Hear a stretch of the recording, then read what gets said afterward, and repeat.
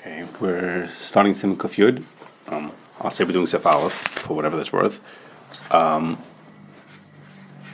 whole idea of Hilchos Taruvos, or a big part of Hilchos Taruvos, is that sometimes Isser is so insignificant that we could ignore it. So we say it's Bitul. I mean, it's so meaningless that we could just ignore this piece of Isser. We decide that because it's very little of it, because it's not nice and tam and things like that.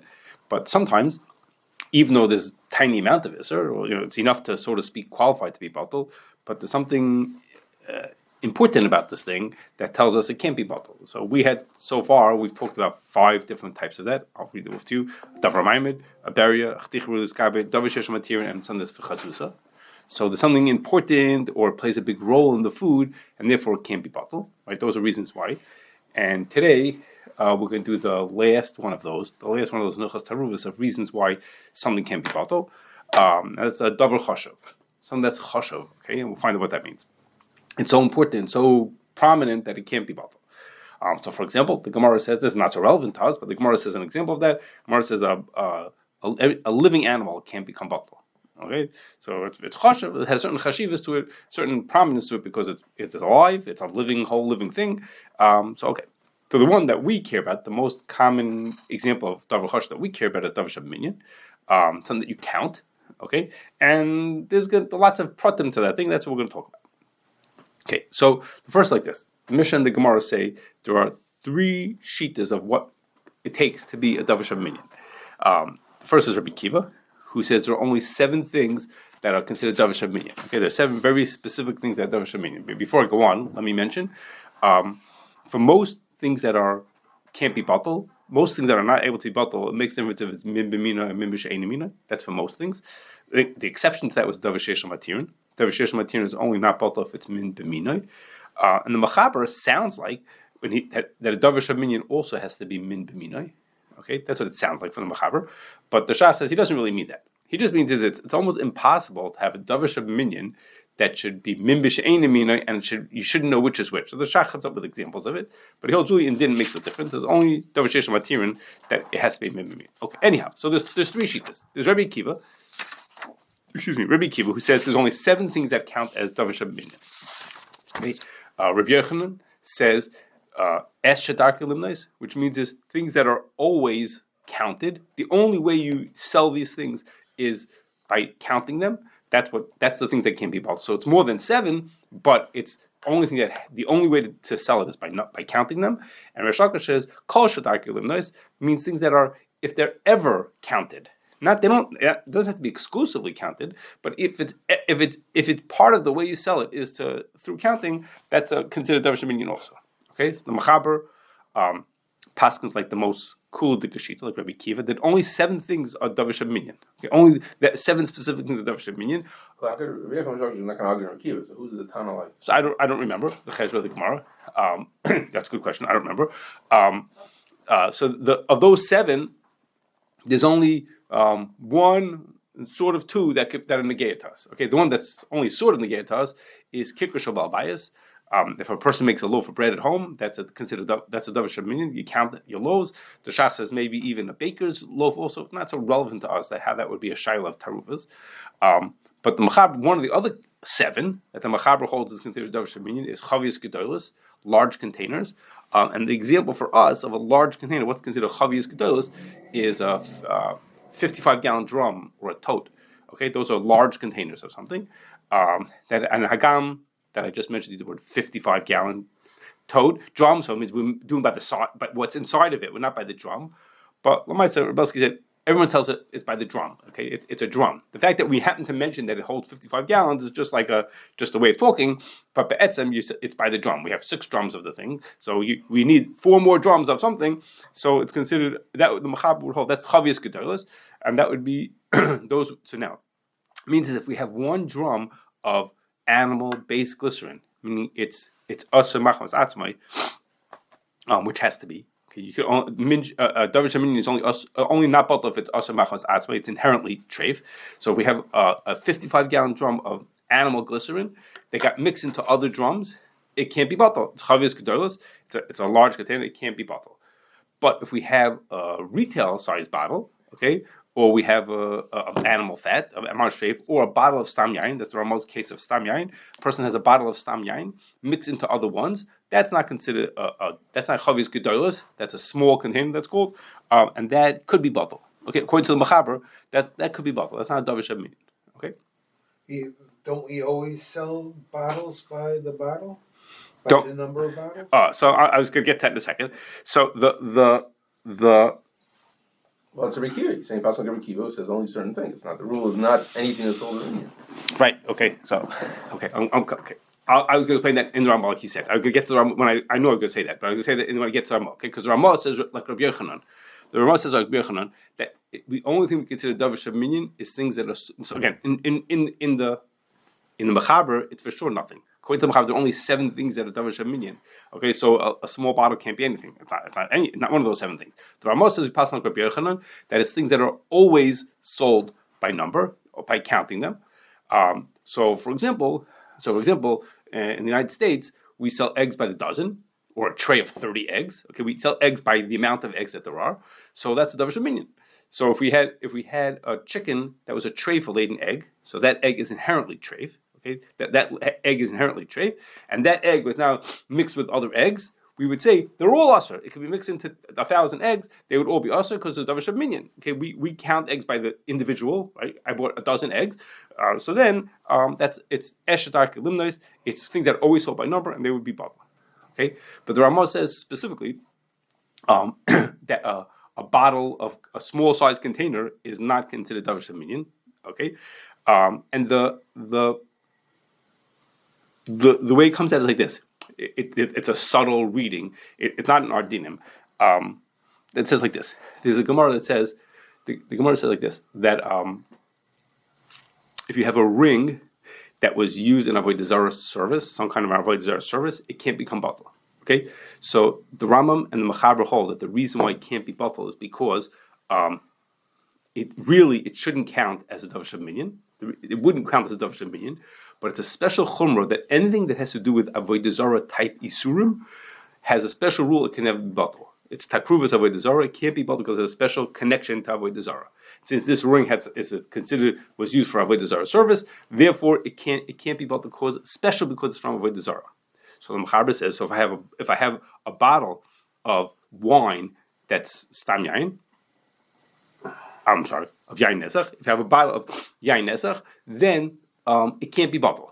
It's not a chavis gedolos. It's a regular sized bottle. It's not chavis gedolos. The Mechaber holds it needs to be, which is what makes it into a Davar Shebiminyan. But since it was used for avodah zarah, when the Gemara said this din about a ring, it was specific. It was because from avodah zarah, it's a chumrah that everything from avodah zarah can't be batel no matter what. The Ramah over there says. The Ramah says, what's his words? I don't have the words. The Ramah says, it's talking about that's a large container. Okay, now it sounds like he's just explaining what the Mechaber said, but it's not true. The Mechaber is holding that it's special because avodah zarah, even if it's a small container. The Ramah is saying, no. It only would not be batel if it was chavis gedolos. I mean, he doesn't think that the reason for the ring is because it's from avodah zarah. Really he holds. The issa for the ring is because the ring is a Davar Shebiminyan because you sell rings by the piece, right? You don't sell rings by the pound. Rings go by. I want a ring. I want 3 rings. Okay, you don't buy 1 ring. So the reason why it's not batel is because it's Davar Shebiminyan. Okay, so the Ramah is said the reason for the avodah zarah ring is not because it's special for avodah zarah. It's because of regular Davar Shebiminyan. Okay, that this machlekes had a practical application. Go figure to us, and that was like this: a company took water, they mixed it with salt, they poured it for an avodah zarah. This is for real. They poured it for avodah zarah. They said a prayer over it, and then they dedicated it to their deity. I think I pronounced it correctly. And then they put after they had used this in that service for their deity, they then took it and they mixed it into lots and lots of other water, and then they sold that water as, I won't use the name because you don't know who it was, but they sold this water as something special water. Okay, Is that a company of ours? A company wanted to have CRC for this special water. Okay, so you look and say, come on, it's just water. But in that water was water and salt that had been said a prayer over it for their deity, and then they mix it. They put it together with lots of other water. So according to Now that water, for a bunch of reasons, not for today, a bunch of reasons why that water qualifies as takruvas avodah zarah. That's not relevant to us. So according to the Machaber, that water can't be bottled. Okay, so even if they put into 10,000, however much water they put it into, it wouldn't be bottled because anything to do with avodah zarah is automatically not able to be bottled. According to the Ramah, there's no reason why it can't be bottled. It's not Davar Shebiminyan, it's just a cup of water. So it could be bottled. Maybe we shouldn't give hashgacha to it, but that water would be bottled, and the finished water that they sold would actually be kosher by the end of the year. Okay. So that's what came with this machlokes. Anyhow, so back to Ramah. So the Ramah says that it has to be something that you always sell by number. So for example, if I buy let's say a box of cereal. Okay, a box of cereal. It's true. You go to the store and you buy. I need 2 boxes of cereal. Okay, I need 2 boxes of cereal. But really, a box. The same cereal comes in 10 different sizes. So it's really just a way of measuring how much cereal is in there. Just like the Ramah's small case of a small bottle of something. That's not considered Davar Shebiminyan. Okay, it's only Davar Shebiminyan if it's dozen eggs. You buy eggs by the dozen. You don't buy eggs by pound. But by cereal, by a bottle of soda, you buy it by how much is in there. It's a 2-liter bottle. You buy it because you want 2 liters, or you want 1 liter. You buy a smaller bottle. You want a bigger cereal or a smaller cereal. So those don't count as Davar Shebiminyan. Weight is not considered Davar Shebiminyan. But you have to count it literally by the piece. So those things. The bottle isn't considered a piece. It's not considered a piece because the same thing comes in different sizes, and it's just a convenience. It just how am I going to sell you the cereal if not that I put it into a box? So we put it into a box. But cans of soda, you buy by the number, no? You buy by this many cans of soda, but you could buy bigger and smaller. You have to get something. It has to come in a container, so they can't sell it to you in a bit. How they can give it to you? So they give it into a container. But the fact that there's different sizes of bottles and you want more or less, you buy bigger or smaller. It means you're not buying the piece. It's not like an egg. I need 5 eggs. My recipe has 5 eggs in it. I need soda. So what happens to me? This is the convenient size to me. I don't think it's a difference. And then the big drum. And the drum. That's how you do it. I have 5 drums. You're saying I'm just buying because I need a certain amount of stuff in it. Yeah, okay. Well, let's say they sell in a bunch of different sizes. And, one of the sizes is a drum. A drum, tote, gallon, 5-gallon pail, 1-gallon pail, 5-gallon pail, okay. Drum. Why is that? I'm not sure why it strikes me like that. But when you put drums first, there's not different sizes. There's drums and that's it. That's what. Chavis Gadol is an exception. What do you say? Well, you tell me Chavis Gadol has an exception. It is. It is. That's one of the 7 of the 7 is called Chavis Gadol, like a big thing that has its own chashivas to it. Okay, let me look at it. We're looking for the Davar Shebiminyan that makes it chashuv. Okay, there's nothing more chashuv about the bigger bottle and the big bottle. It's just a way to sell it to me. How am I going to get this seltzer to my house if not that we put it into a container? So the container has no chashivas to it, as opposed to the drum by it being big has or by things that are only by counting. Okay. If decades ago, or if you find a particular product where it's only sold in one Medina in one particular size, I still wouldn't be convinced. I'm just using it as a raya. The wine always comes in bottles that are 750 milliliters. Okay, that's I'm sure there's an exception, but the mini thing, that's how you sell it. It happens to be that they have to sell that size of bottle. There's nothing choshev about that size. Okay, that's how it's okay. You'll disagree with me. Okay. Anyhow, so that's what the Ramah says. We go with Eshet Arkelim. I have to just finish with this last part, and that is. The Shach says some people machmir for Reish Lakish that says even if you sometimes sell it by the number, that's also enough. Reish Lakish holds even kol shedarkelim if it's sometimes sold by number, that's enough to make it a Davar Shebiminyan which can't be batel. The Taz says you should be choishish for that shita except makom hefsid. Others don't hold that. Don't just bring the Ramah straight. Okay, and now I'm gonna give you some nafkaminas again. Now we're not going like the Machaber, but within the Ramah said you should go like Rabbi Yochanan that. It has to be always sold by number, and some of the later Achronim say maybe she machmir for Reish Lakish also in case of makom hefsed. So I have some examples of that. I'm like this: when you meat related examples, in a slaughterhouse, if there's an animal that's in a vela or a treifa, then they mark it and this is the treif one, or they mark all the kosher ones, whichever one they do it. They have some way of indicating that there's something different about this one that's treif. Okay, they missed it. Okay, they missed it. The animal was in a veil and they didn't get to mark which one it was. Okay, or the animal was a treifa and somehow parts of that animal didn't get marked. Okay, so once it happened, it didn't get marked because the way they do it is they check the lungs, and if they check the lungs, if the lungs are kosher, they keep all the parts together. They know that all these parts belong to animal number 26. Okay, but then they check the lungs. If the lungs were kosher, then all the things that are marked 26 are put into the kosher side. Okay, they don't have to be marked 26 anymore because now we know they're all from the animal that's kosher. Okay, and it was close to Rosh Hashanah. And they wanted to make the head of a sheep that people want to buy for Rosh Hashanah. So they were keeping the heads as kosher. So once they knew that head from animal number 26, I'm just giving a number randomly, 26 was kosher, it got put with the kosher heads to be used to sell to people for Rosh Hashanah. Well, you usually don't cut open an animal's head, okay, because they don't sell those for meat. They sell parts of it, but not the skull doesn't get cracked open. When you do malicha to a skull, you have to open it up first. You have to crack it first, okay, before you do it. When they opened it up, there was a worm inside of there, a meningenial worm, which makes the animal treifa, or potentially makes the animal into a treifa, okay? But no one ever checks for that treifas because it's such an uncommon thing. No one checks for it. By the time they found it, I said, we should check. No, so there are actually some who do check, but no, it's not much. So we don't check for it. You're not much, but they found it. It was there. So now we know that this head, of course, is not going to be kosher. But what about all the rest of the animals? We don't know which body this head belonged to. Okay, so now we have one treifa animal in the fridge with all the other with all the kosher animals. Is one that's treif that we don't know which one it is. Okay, we know the head is treif. Okay, fine, we won't use his head, but which of the rest of the animal we don't know which one it is. Okay, or another example. This some Sefer had a case like this. They had a practice. They would give the tarpish, the skirt steak, to the shochet. That would be part or all of his payment was he would keep the skirt steak. That would be his payment. And they found a needle in there, okay, which made the animal into a treifa.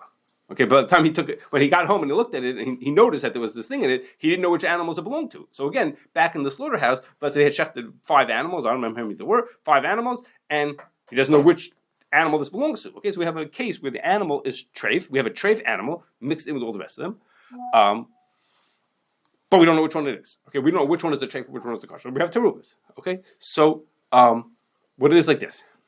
There's 3 stages for what I'm talking now. There's 3 stages in how you sell pieces of meat. Right when you shecht it, when it still has the hide on or the feathers on, if it's a chicken, that doesn't count as Davar Shebiminyan. The Shach says it wouldn't be Chaticha Rulis Kabed. It's not considered Davar Shebiminyan either. Once they take the hide off, why is it not considered Davar Shebiminyan? Because again, the point of Davar Shebiminyan is that it has chashivas. So it's not the din is not considered a Chaticha Rulis Kabed without a hide when it has the hide on. So it can't not Davar Shebiminyan either. That's what he says. You could question that. That's what Shach says. But what we really care about is the next part. When they take the hide off, at that point, the only the way you sell that is by the piece. What I mean is the slaughterhouse will say is we have 25 kosher forequarters. Okay, we have 38 tongues. At that point everything is being looked at by the piece. How many pieces do we have? Okay, at that point it's a Davar Shebiminyan according to Rabbi Yochanan. I mean according to the Rambam. Even though when they take a side of beef or whatever, don't they also sell it when they start? I'm coming. After the meat is prepared and ready to be sold to somebody else, at that point it goes by number and by weight. Meaning, a supermarket could order 28 livers. They could, but it's also by weight, right? The price has to do with the weight, so it goes by both. I need 14 tongues, but then there's a number. But it's also by weight. It's a number and a weight together. It goes both of them. Okay? So that's enough gemina. According to Rabbi Yochanan, according to the Ramah, that it has to be something that's only sold by number. Then by the time it's at the point that it's being sold to the stores, at that point it's by number and by weight, not Davar Shebiminyan anymore. Where's it sold by number only? Earlier in the process. Right. Earlier in the sold. It's not sold. It's processed. It's functioned by number. We have this many pieces. This is how much we have of that. We're just counting by the numbers of it. We're not thinking about weight yet. Not relevant yet to weight. But later in the process, when it's getting sold to people, so there, if you hold like Rish Lakish, like the Taz says, you should be machmir, you should be choshesh for Rish Lakish, then all of a sudden, then it is eshet arkelimnis because it's partially by the piece and partially by the number. You use both of those qualities. Now, of course, the Taz says you should only be choshesh for that, except in case of hefsid. Except Makom Hefsid, which of course at the cases I'm describing to you are Makom Hefsid, because they got one treif animal in 50 kosher ones, so that's all of a sudden we're sort of automatically it's getting Makom Hefsid.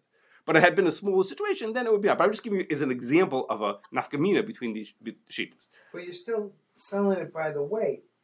You're selling it. It's both. You sell it by the piece and by the weight.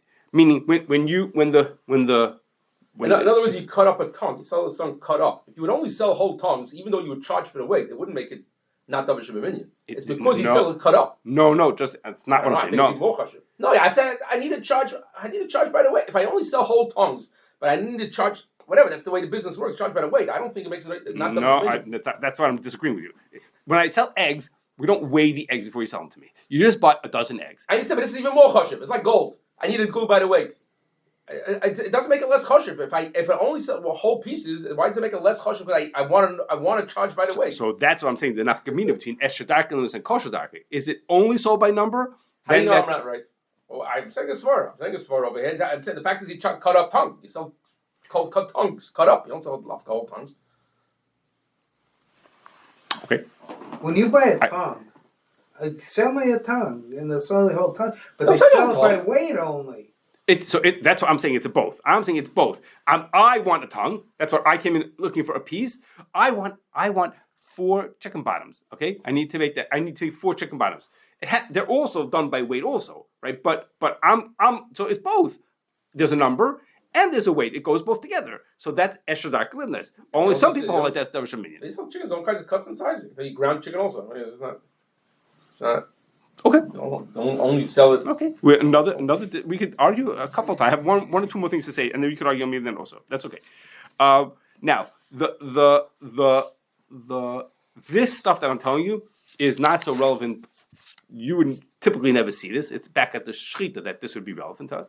But I'm warming you up because the next 2 times, of which next time might not be live, unfortunately, the next 2 times we're going to see how this branches into the din has to do with kol kavu kamech temechza and kol parish, and it's going to come into a very lamaisa situation of what happens when what we call a kashrus scandal. Okay, we find out that a store owner or somebody involved with meat was bringing treif meat in together with his kosher meat.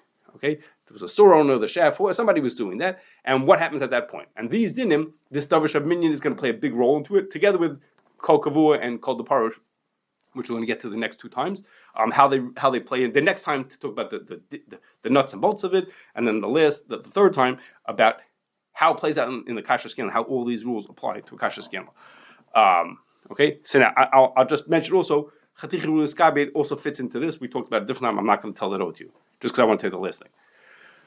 Okay. Now, the last thing I want to tell you is move away from food now for a minute, and that the rule of Davar Shebiminyan of not being Bitul does not only apply to food. Okay, that we're in Hilchos Taruvos, we're talking about food. It's not only for food, and like a clear example of that is that the Ramah says in Hilchos Chanukah that if you have one of the Chanukah candles can't be used for regular purposes.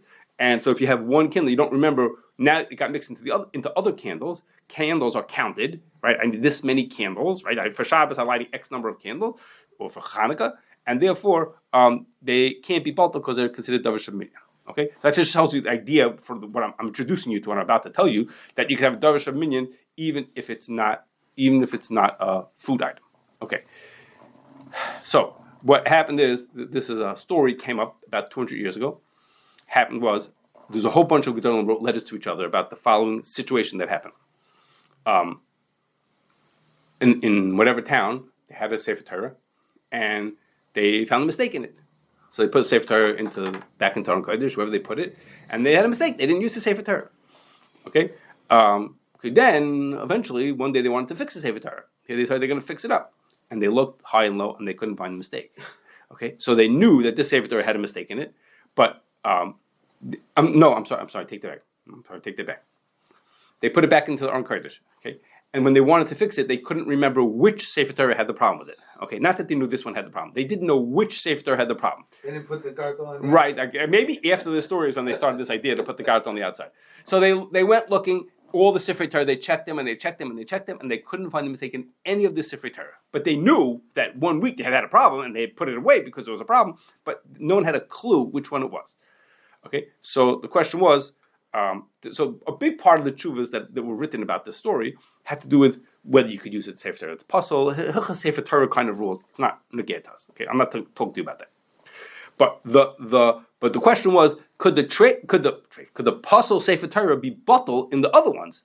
Okay, we have one Sefer Torah that's puzzle. We have two Sefer Torah that are kosher. Okay, so we know that one is puzzle, two are kosher. So could we say it's bottle, and you could use the Sefer Torah because they're all bottle.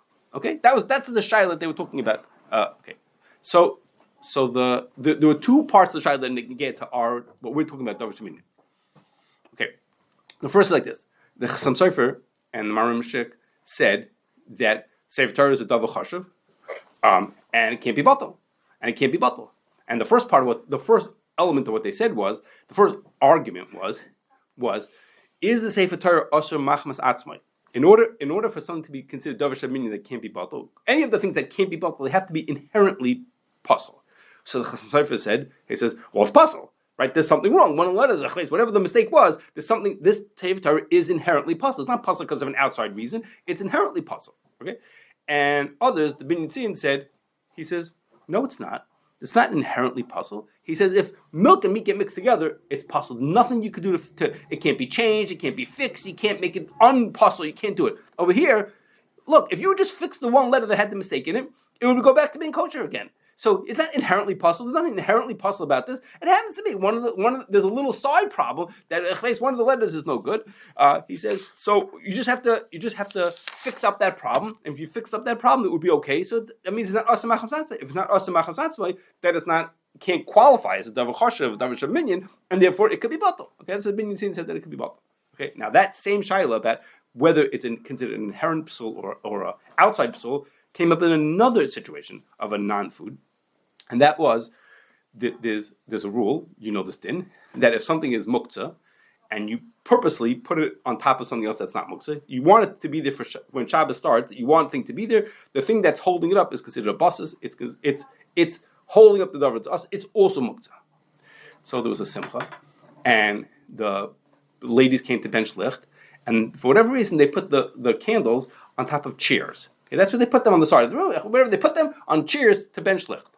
Okay, and the candles burnt, and everybody ate the Suda, and everybody went home, and then the cleaning people cleaned up, and they got rid of the candles, and then the chairs they reorganized the whole room, and now no one has any idea which chair was the one that was the buses. Some of the chairs are buses of Asr. Some of the chairs were holding up candles and were muktzah, but no one knows which chair in the hall is muktzah. Let's say there's 100 chairs in the hall, 5 of them were holding up candles, 5 of them are muktzah, and you can't move them, and the other 95 chairs are not muktzah at all. And the shaila was: are those chairs muktzah? What should we do? Should the muktzah chairs be bottled in the not muktzah chairs that are in the hall? Okay, is that inherent? So the same machlokes came up. So Rav Nissim Karel said that the chairs are asur machmas atzmai. That each one of those chairs is inherently muktzah. He says asur machmas atzmai. Each one of them is muktzah, and others. Rabbi Yosef Liebman, he argued and he said, no, he said, it's not muktzah. He said, it's only muktzah because of the candles.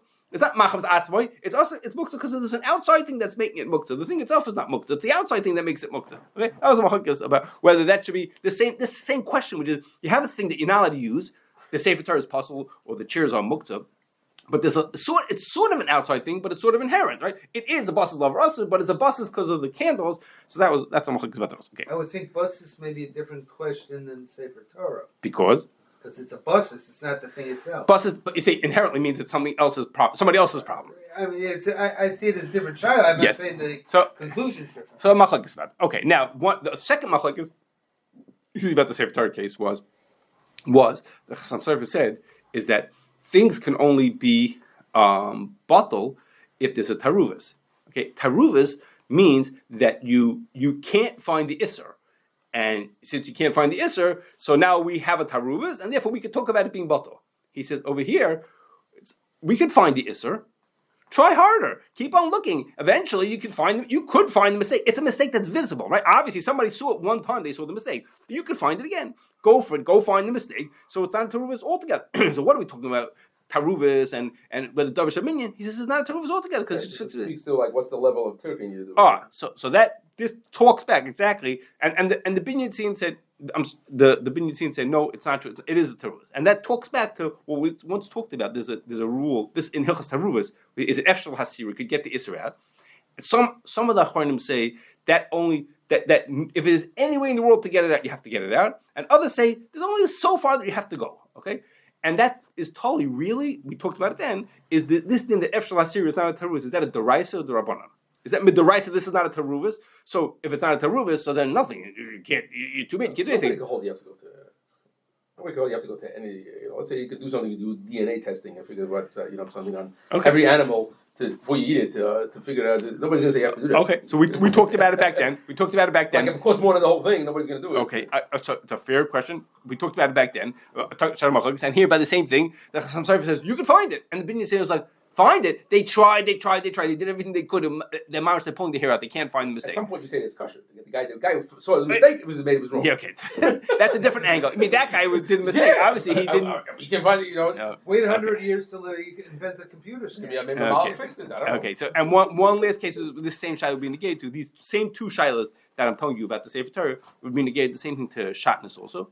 Is if we had a suit that had, let's say it's a wool suit, and there's a piece of linen in it, and now we can't remember which suit is the one that had the shatnez in, and we can't find it either. Okay, and the shatnez checker now he can't find it anymore. Okay, that's a little strange, but he can't find it anymore. Okay, so the same shiloh is this asamach of satzmai?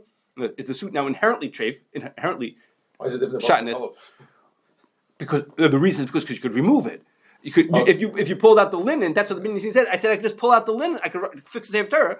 And this other part is how much do I have to try to find the isser? The same two machlokes we're going to get to shatnez also. How much do I have to try to find the isser that's in there? They tried. They gave up. They tried. They put in as much effort they can. Or what do you say? Chassam Sofer? Too bad. If it's a deraisa, maybe and there's no limit to how far you have to go. But there also at some point you say so. Okay, so it's gone. So it fell out. I don't know. Okay, so by the shatnez, it's hard to imagine that it fell out, but I guess we could start imagining things. Okay, anyhow. But a mistake also, maybe there was some smudge on it or something. Someone got removed. Unsmudged. It unsmudged. Yeah. Okay. Listen, in both cases, you have. This is what I see with my eyes right now. Like I don't know. At some point, no. So in the Sefer Torah case, in Sefer Torah, it's easier to understand it because a Sefer Torah has got a zillion letters in it. So at a certain point, you missed it. It's you could have in shatnez. It's hard to imagine. How come you didn't see it? There's only that many places where the shatnez could be. But in Sefer Torah, there's so many letters. I mean, at a certain point, your eyes just start glossing over, and you just don't catch it. Okay. Like anyhow, proofreading, you need somebody else. Right. Anyhow, so I know these cases were not food related, but I'm telling you, we will talk in the next two times about a very serious food related way how this Davar Shebiminyan applies.